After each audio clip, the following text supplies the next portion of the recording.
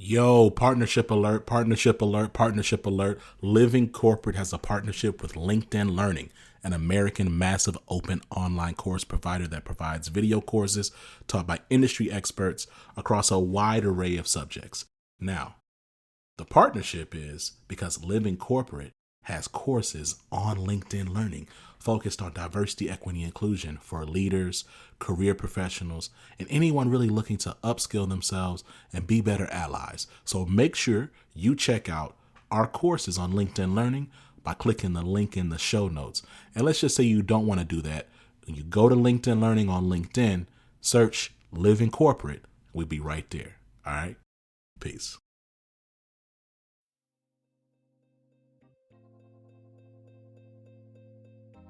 Welcome to another edition of the group chat, Radical Change with Vonda Page. I am your host, Vonda Page.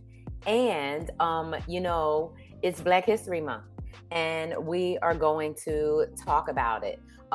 First and foremost, as I think about Black History Month, there's so many amazing things to think about and so many conversations to be had when it comes to being able to commemorate and celebrate the contributions that Black people have made to the world. And at the same time, there's a conflicted feeling that I have from the standpoint of why we even have to continue to still justify the equality and the owed reparations from all the contributions that we've made. And so what I was thinking about as I was preparing for today was a couple of things, but I think the first is when you think about power and influence, and you think about how people use, right, either their power or influence. And we know that people have choices. And when you think about the limited amount of Black people, right, in our population, so 13%, right, Black population in America, 6% Black women in America. That's not a big number, right? 6% out of 100. And so when you're looking at things from a proportionality sort of standpoint, you say, okay, well, if all or many or a good number of the Black women who have any sort of position or power or influence are trying to use that, right, for good, then what about all these other groups? What about these other people? What about these companies and entities? How are they using their power? So I am not a big football fan because of the trauma and brain damage that it does. Although, growing up in the 70s and being a teenager in the 80s, right? And kid, I grew up, of course, watching football. I don't watch football now. If it is on, and let's say I am at a bar or a restaurant or something, I might look at it, but I don't like to watch it. But of course, I watched the halftime show from the Super Bowl, and I really got a chance to watch it again this morning. And of course, it was everything and more. And the thing that I thought, that I heard people talk about in various ways this week was how Eminem, who is one of my favorite rappers, used his power, right? And used his voice to do something that only he could do. And I'm going to tell you, those of you who are not on TikTok, you need to get on TikTok. And TikTok, like every other app, right, has good and bad places. And it has places that are probably more aligned to your individual values and things that you think about. Well, if you can manage to find your way onto Black woman TikTok, which is, of course, the best TikTok, you will see some people that, were giving some amazingly articulate explanations in a much better way than I could ever do about how Eminem used his power, right? And how he is the only person that could have taken a knee. And it just was, everything about it was so beautiful, right? The entire thing, of course. I mean, to see Queen Mary, just come out and do her thing. You know, Snoop Crip walk with his outfit, Dre after having that aneurysm. I don't know if y'all know he had an aneurysm. I think it was in last year, if I remember correctly. And then some people broke into his house when he was in the hospital unconscious. That was jacked up. But to see him looking good and healthy and big, a lot of times after people have an illness, they lose weight. And so he looked great. I thought it was really terrible that people fat shaming 50 Cent. What the hell? This man is laying upside down, and who knows how many seconds it was before the camera went on him. Okay, I know I can't do that. My upper body ain't dope like that, right? And so, like, people fat shaming a man, and then I was hearing some conversation about people were talking about taking up for people who were shaming 50 Cent, and then shaming him by trying to bring Lizzo into the category. And it's just been it's been very interesting. So I say all that to say, I hope you have had time to check out the halftime show, because it is, Black excellence, Black music excellence at its finest. And for those of you who don't know any of those songs, who are not intimately familiar with those artists and their music, I'm going to encourage you to listen to all of their music individually, listen to their projects together, because it's amazing music. And one of the things, when I think about Black history is, music and the influence of music, right, on our lives, and especially for Black people and in the Black community. So when I was thinking about that halftime performance, and I was watching, Mary J. Blige, and I was thinking about her story, of abuse and trauma. And I was remembering when she came out on Oprah Winfrey and she sang "No More Drama" on Oprah Winfrey. And I remember in the living room screaming, Mary J. And she came out and she was like, "No more drama in my life," right? And that became an anthem for Black women. I know it was one of my key anthems. And I know when I had to get rid of somebody, I was like, "No more drama in my life." Like I was literally what do we say? Conjuring. I was conjuring Queen Mary, like, no more drama in my life, right? And so when I think about Black history and I think about music, I want to encourage every person. I don't care what your racial identity is that you've been given, right, by patriarchal white supremacist systems. You need to listen to Black music. And you need to listen to all of the music, right? And because what you hear in music is you hear the stories. And one of the things, right, when you think about history and stories, and we talked about it this week, especially Dawn and I, in the conversation at the Future of Work symposium that I held earlier this week, we talked about the tie-in between our stories and belonging.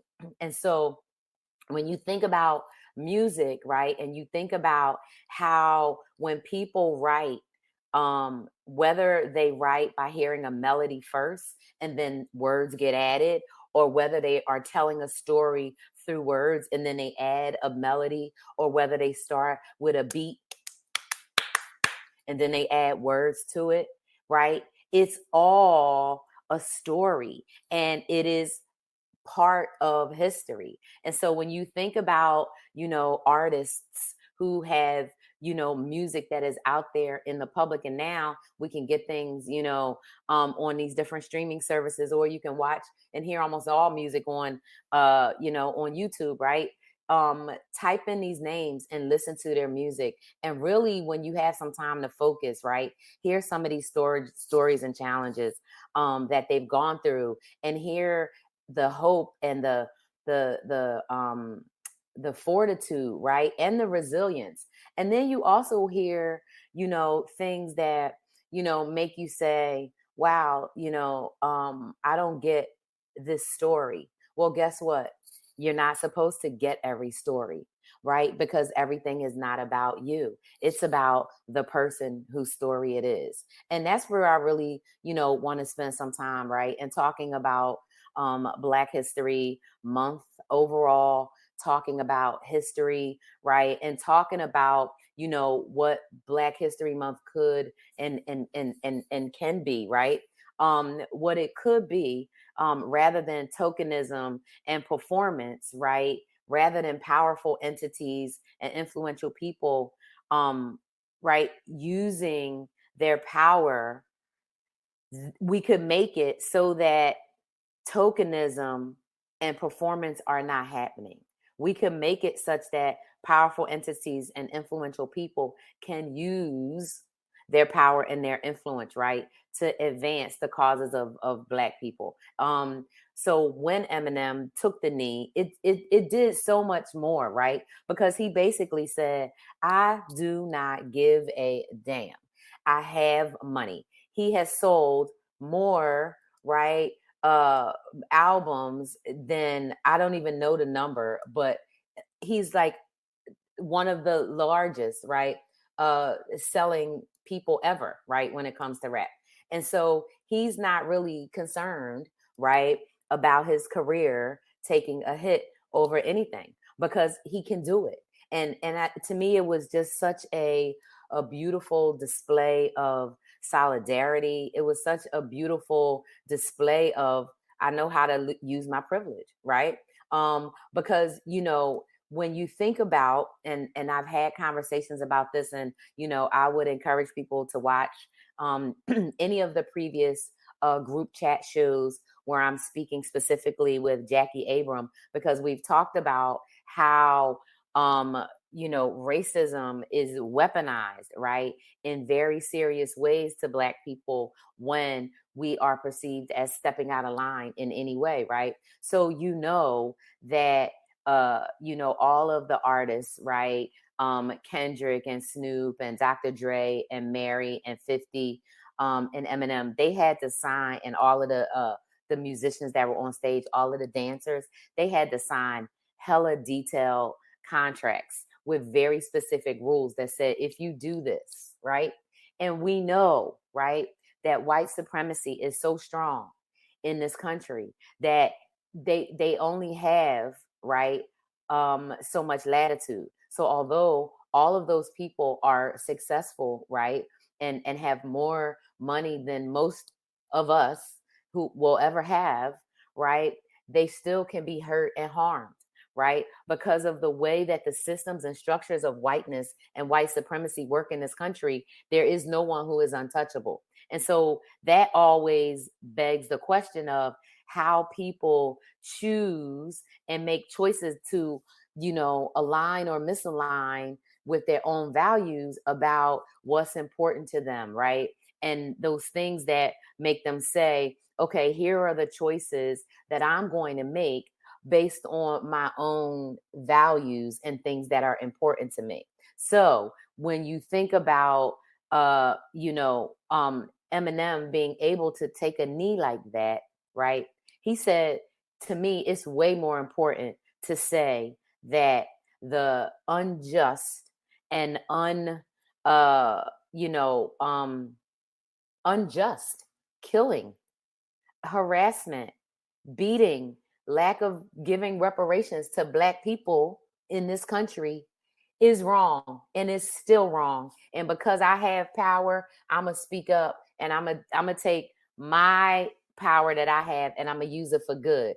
And let me tell y'all, so many people who probably never wanted to I don't know, maybe admit how what a real ally looks like, or maybe want to admit that there are some people that are down, like really down. That's how you show it. That's how you put it all on the line, right? That's how you put it on the line. I was watching a video, interview with Snoop, and he was being interviewed. I can't think about who at the moment, I want to say, was he having this conversation with Ghostface Killer? I don't know. But anyway, he was having a conversation with somebody and they were talking about Eminem in the context of like racial draft and how like we traded Stacey Dash and that Chrisette person, whatever some people like that, right? For him. And it was hilarious. But it goes to show what that actually looks like. And the fact that it's Black History Month, right? Like I remember there were times when the Super Bowl was in January, like January 29th or January 30th or whatever, over the years, right? And so the fact that it wasn't Black History Month was amazing. The other thing that I found really interesting is I saw this week also conversation on TikTok, right, around people having like white people complaining about this halftime show, saying it wasn't that good. Well, I watch the halftime shows if when they have good artists on there, or I just watch the performance of the artists that I want to see. In this case, these are my people, right? And so of course I'm gonna watch it, but I was not gonna watch it that day during the time because I had my whole little thing about that. However, right, to watch the conversation where people are saying, oh, what, a halftime show wasn't that great. If people are saying that the halftime show wasn't that great, right, what is the reason that they're saying it? It can't be about the music, because this is American music. And there's been way, halftime performances that have not been, that good, right? And so what is people's problem with it? So one thing I would be curious about is people who, work, in companies or, work among other people. What were the responses of your colleagues, right, this week? Were people complaining about the halftime show? Were they saying it was great? Were they like surprised at how great and healthy Dr. Dre looked after being, having an illness or whatever? Like, what were people saying? And so I want to know, what also type of things people are seeing and experiencing, other than the status quo, right? Which are things like, I'm still seeing people being followed, in stores. Unfortunately, this week I ran across, a couple of stories where there are some Black women who are missing, who've been missing for like several days. I've seen some terrible police brutality. There was a situation with a student at Purdue University where the campus police was literally, choking this kid in the snow with his black boy, college boy, with his white college girlfriend, saying, "This is my boyfriend. Please stop. Please stop." And she's holding the camera saying, "This is my boyfriend. This is my boyfriend," and he's on the ground saying, "You're choking me." And and this cop is telling her, not to film. And it was just tragic. It was just tragic. And so I say all that to say, right, that when we think about, Black History Month, we think about history, and we think about the everyday lived experiences, of the Black community, right? Of all ages. And that experience is still tragic. That experience is still, awful. That experience is still, one that needs to be addressed, that needs to be talked about, right? And so what did Eminem do, right? He stood up and he said, Black Lives Matter, no matter what, right? And one of his raps, and I can't remember which album it's on. I think it's the one with the flag on there. That's one he did from 2017, and he talks about, how these things are still tragically happening. using power, right? And using your power in a way that is going to be impactful. So sometimes, right, and I know I've talked about this before, especially in context or in the reference to even John Graham's book, right, about that balance of security, right, financial security versus freedom, right? That balance of you being able to live in your values and make ends meet at the same time, right? And when you are Black at work, it is not easy to balance that. In fact, it is very, very difficult, right?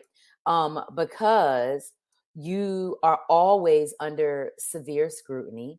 You're always in a trauma response, and you're always trying to react and carry yourself in such a way that you are not going to appear to be threatening or to be aggressive or assertive, or like I was sharing with people last week, this thing of being called too smart, this thing around being too competent and too capable. So that is why, right, we even get these jobs. That is why we even get these positions. So it really, when you think about somebody saying that, you're like, okay, that really doesn't make any sense. And so we're even balancing, how do I not be too smart? Because what we actually know, right, is that the way people react to us, the way people treat us, is never about us. It's always about them, and we know that. So when it comes to America and corporate America, right, which is America, right? Because if you think about all of those people that were sitting around at the signing of the Constitution, right? When you think about those people, when you think about going to war, having a civil war, right, over wanting to keep human beings as property, that was a business. Black bodies was a business. And that business got shut down for the most part, right? En masse, the business got shut down, even though we know, right, that the business of Black bodies is still running rampant because we have private prisons all over this country.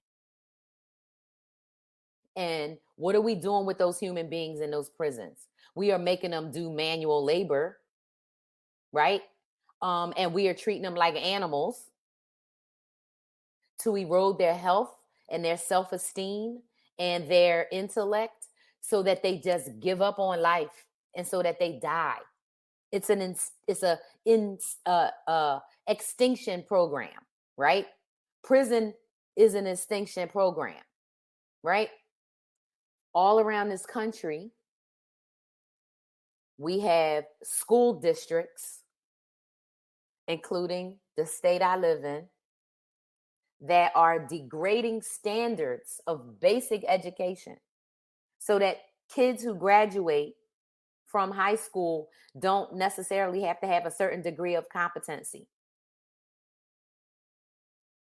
How are we going to raise up and train the next generation of technologists and scientists and mathematicians and botanists and explorers and doctors? How are we going to do that with a dumb populace that cannot read beyond a fourth grade level, that doesn't know the difference between facts and commentary and opinion and information and science? I don't know, right?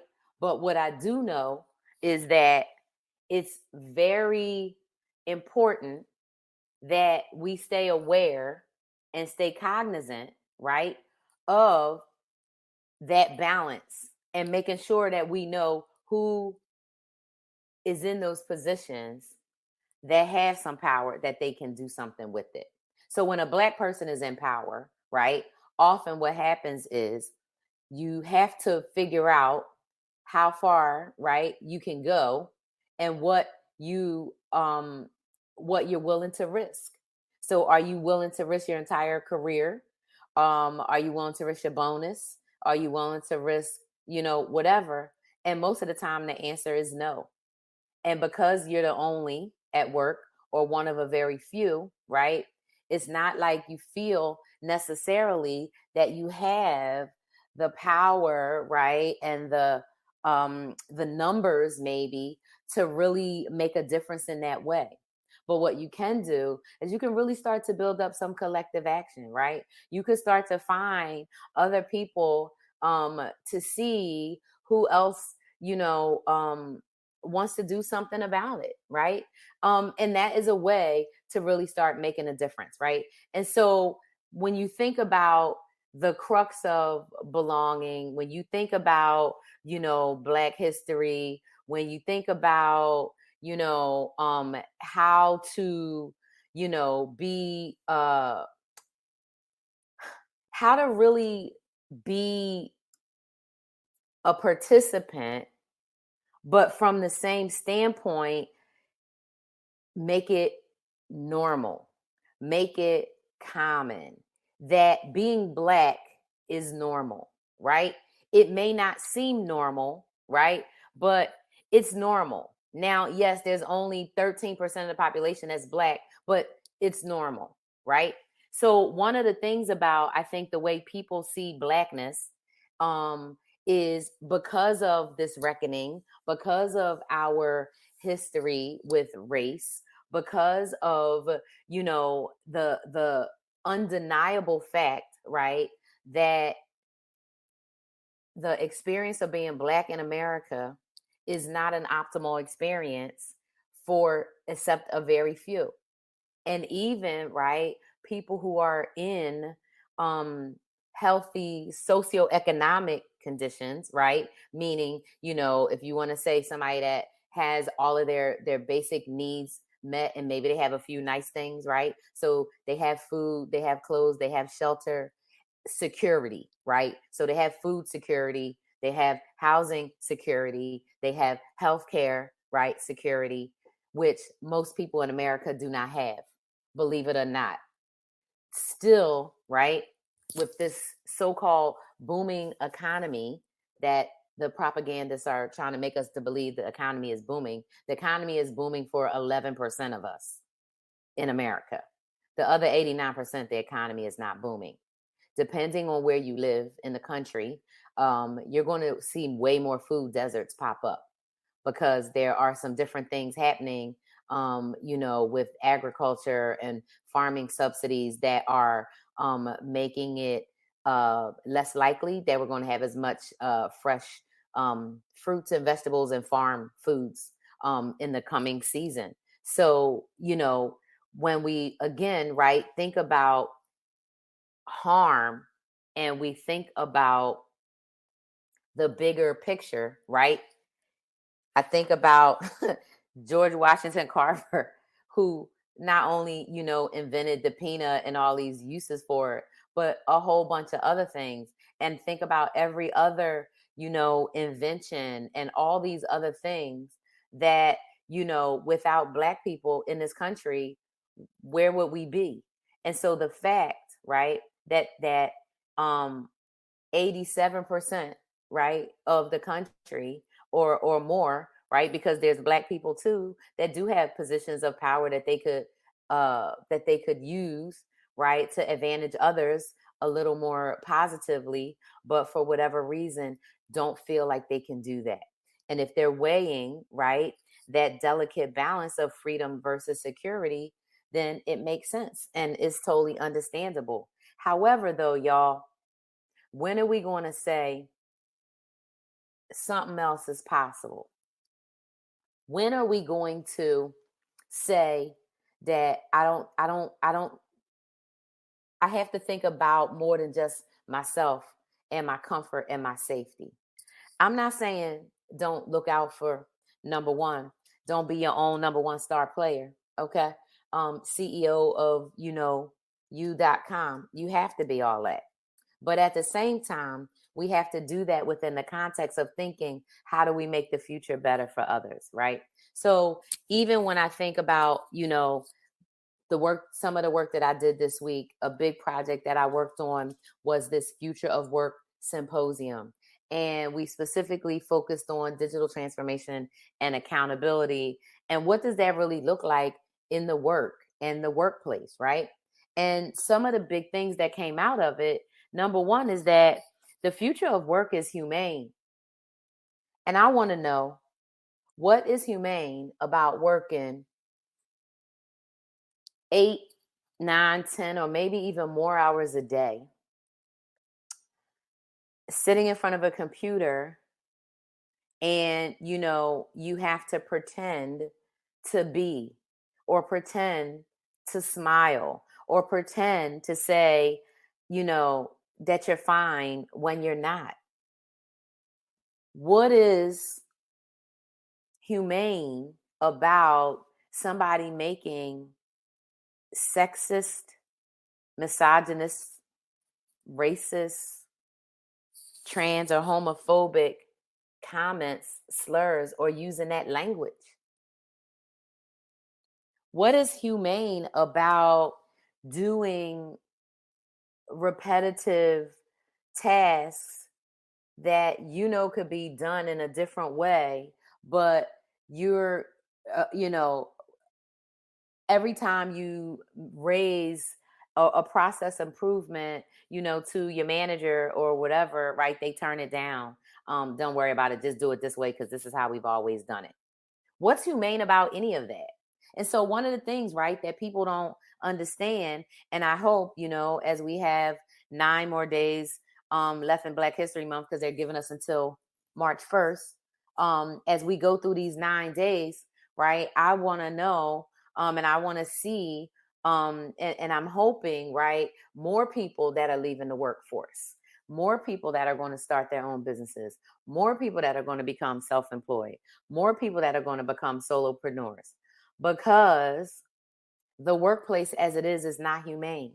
And I really, frankly, don't think that is a lot of change that we can make within these current systems. I think that we're going to have to build up systems alongside of these and show the alternatives, and operate within these alternatives, and abandon these other ones. Because I also believe, and I actually know, because I've been, around for a long time, that those powerful entities and influential people, they're not going to give up their power or their influence, because they don't understand that life is not a pie. They don't understand that, right? They don't understand that just because 6% of the population would like 6% of the jobs, and 6% of the leadership roles, and 6% of the VC funding, and 6% of everything, just because we just want 6%, right? Why is that so terrible, right? And so to think about, what that looks like from a standpoint of, really equity, right, which we know is basically a BS, kind of a thing, right? Equality is basically a thing that, based on what we know and how things are operating, right, the likelihood of being able to say, okay, we're going to change fundamentally some of these deeply rooted systems and structures that are being upheld, right, purposefully through policies and laws and stuff. So it's a lot of work that we have to do. And I'm not saying that it cannot be done. However, what I am saying, though, is that the way to the most significant and fast moving change, right, is to construct new things, right? So one of the things we talked about also this week in the symposium was, we also talked about new power systems, right? And different dynamics and different systems that are, being operated or effective in other parts of the world, and in even certain companies when it comes to power sharing, right? But that goes against how capitalism goes, right? That goes against how the our system here in America has trained us all, right?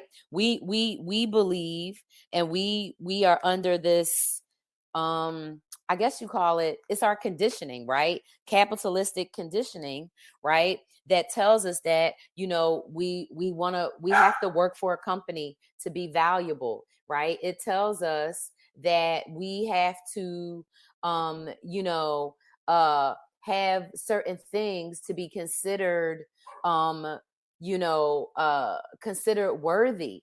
And as Black people, right, of course, we have been conditioned, right, even more so, right, throughout our trauma, and a big part of that trauma being, our history, as an enslaved people, right? And so that trauma has continued, right, to live on, and it shows up in a lot of different ways. And one of the ways that that trauma shows up is in our consistent striving and desire to um, be as close to feeling how we can be accepted by this construct of whiteness as possible. How do we not be too Black? How do we not be too loud? How do we not be too aggressive? How do we not be too this, right? How do we, uh, how do we navigate, right, when we're always under threat? How do we consistently live our best lives, right, and try to, just be, right? How do we do that? How do we do that when we're always under threat, always under consideration, always under being monitored? I told some people last week, I can't remember what day it was, if it happened before I did the show last week or not. But I got monitored last week when I went to the bank, right? I went to, I live in a small community. So we have I'm going to say old school bank, but it's a bank, right? And to get to the ATM, you just go inside, and it's a door, and it's not even like a little, a security thing or anything. So of course I will only go in the daytime. I go, right? I have my card out. I'm all ready. Boom, boom, go get my money.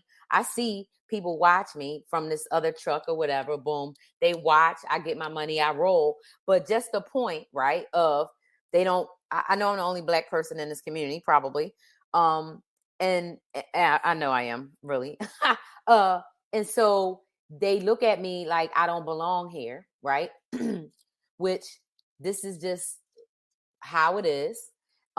It doesn't have to be like that, but it goes to show, right, the level of ignorance. It goes to show the level of education. It goes to show the community, right, and that those people have the same views or whatever. And they were like, hey, let's go see where she going, because what is she doing here, right? Because even though they have colonized and have stolen these lands from the indigenous people, the original Americans, they believe that they own it, right? But they were doing that all over Europe, right? And then continued all over the world.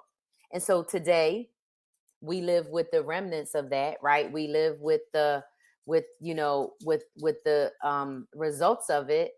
And a lot of those systems, right, are systems that have been here for a long time. So that's why I say that it's really important to think about, what do alternative systems look like? What do new systems look like? What does it actually look like? And how do we raise those up? Because it's going to be way more challenging. And as we see, right, to tear down systems. And we also, if we're talking about Black history, right, we have to be honest, and we have to say what has happened when the challenges to these systems have gotten to that real serious point. What has the backlash been? And even if we think about, 1/6 of 21, what did they do last year? And what was that message to the rest of us, right? That was a message that they're telling us that this is theirs, that they have taken it, and that we don't get to partake in it, right? Unless we partake in it at their behest, right? And the way that they choose. But what are the rest of us saying, right? We know that there's like, 60% of rational, normal people. But the thing is, what are we actually doing, right? Because there has to be some action that goes along with it. It's one thing to say discrimination is wrong, racism is bad, sexism is bad, the planet is on fire and we need to do something. But it's another thing, right, to put some energy into it. It's another thing to come with that. I like to tell people, come with the same energy that the Republicans be coming through to get their stuff done. Come through with that that Amy Comey Barrett energy that they did to get her on the court.